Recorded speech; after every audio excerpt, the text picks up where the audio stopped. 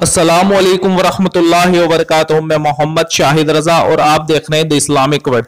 दोस्तों, आज की इस वीडियो में हम आपको बताएंगे कि नमाज कब और किस तरह से फर्ज हुई। बहुत प्यारा वाकया है, आखिर तक आप जरूर देखिए।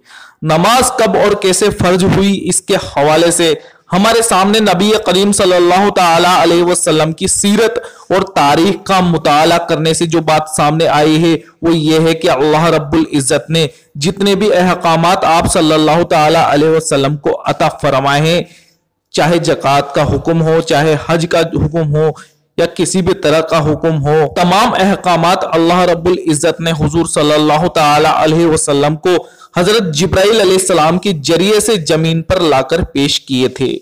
यानी कि हजरत जिब्राइल अलैहिस्सलाम आसमान से जमीन की तरफ आते, अल्लाह का पैगाम लेकर आपको सौंपते और वापस चले जाते। लेकिन नमाज इंतहाई खूबसूरत और बेहतरीन इबादत है, एक ऐसी इबादत कि अल्लाह रब्बुल इज्जत ने नबी करीम सल्लल्लाहु ताला अलैहि वसल्लम को दुनिया से आसमानों की तरफ बुलाया और नमाज का तोहफा आपको अता फरमाया। ये जो महराज का वाकया है ये रजब के महीने में पेश आया। रजब की 27 तारीख थी, रात का लम्हा था। हजरत जिब्राइल अलैहिस्सलाम आप सल्लल्लाहु ताला अलैहि वसल्लम के घर तशरीफ लाते हैं और नबी करीम सल्लल्लाहु ताला अलैहि वसल्लम को सफर मेराज पर लेकर जाते हैं। पहले वो मस्जिद अक्सा की तरफ जाते हैं। बुराक नामी एक सवारी है जो इंतहाई तेज है, उस पर सवार होकर आप सल्लल्लाहु ताला अलैहि वसल्लम जाते हैं। मस्जिद अक्सा जो कि फिलिस्तीन में मौजूद है, वहां पर 1,24,000 अंबियाई कराम तशरीफ फरमा होते हैं। वहां पर आप सल्लल्लाहु ताला अलैहि वसल्लम सभी अंबियाई कराम को नमाज पढ़ाते हैं। फिर जिब्राइल अलैहिस्सलाम आप सल्लल्लाहु ताला अलैहि वसल्लम को आसमानों की तरफ लेकर जाते हैं। पहले आसमान पर पहुंचते हैं तो फरिश्ते खुशामदीद कहते हैं, माशाअल्लाह।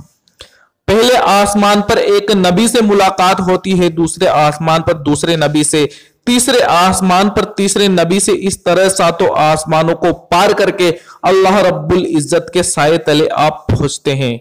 इसके बाद हजरत जिब्राइल अलैहिस्सलाम कहते हैं कि इसके आगे मुझे जाने की इजाजत नहीं है, अब आप है और आपका रब है, आप अल्लाह से हम कलाम करेंगे।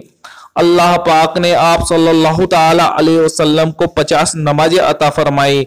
आप नमाजों का तोहफा लेकर वापस पलट रहे होते हैं कि छठे आसमान पर आप हजरत मूसा अलैहिस्सलाम से हम कलाम होते हैं।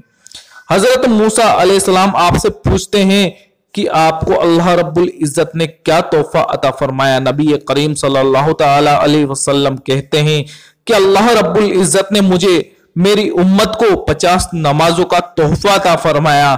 तो हजरत मूसा अलैहिस्सलाम ने फरमाया कि आपकी उम्मत इतनी मजबूत नहीं, इतनी नमाजें अदा कर पाए, आप अल्लाह के पास वापस जाइए और नमाजें कम कराइए।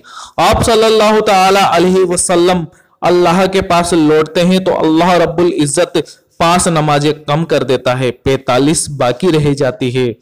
जब आप वापस लौट रहे होते हैं तो फिर से हजरत मूसा अलैहिस्सलाम से मुलाकात होती है और हजरत मूसा अलैहिस्सलाम फिर से आपको नमाजें कम कराने के लिए कहते हैं। इस तरह से यह सिलसिला चलता रहता है। हर बार 5 नमाजें कम होते जाते हैं और नमाजें 50 से 5 तक रह जाती है। इसके बाद हजरत मूसा अलैहिस्सलाम आप सल्लल्लाहु ताला अलैहि वसल्लम से कहते हैं कि आप अल्लाह के पास जाइए और इन 5 नमाजों में भी कमी कराइए। तो आप सल्लल्लाहु ताला अलैहि वसल्लम जवाब देते हैं कि अब मैं नहीं जा सकता, मुझे शर्म आती है। और अगली बात यह है कि नमाजें पढ़ने का तरीका किस तरह से शुरू हुआ। तो इसके बाद जब आप हजरत जिब्राइल अलैहिस्सलाम के साथ वापस लौटते हैं तो हजरत जिब्राइल अलैहिस्सलाम 2 दिन तक आपके पास तशरीफ लाते हैं और नमाज पढ़ाने का मुकम्मल तरीका आपको बताते हैं। इस तरह से नमाज हम पर फर्ज हुई और हमें बताई गई। तो दोस्तों, यह था नमाजों का तरीका। उम्मीद करते हैं आपको वीडियो अच्छी लगी होगी। अगर वीडियो अच्छी लगी तो दिल से इसे एक लाइक जरूर करें और अपने करीबी लोगों में शेयर भी कर दे। अल्लाह हाफिज, दुआओं में याद रखना।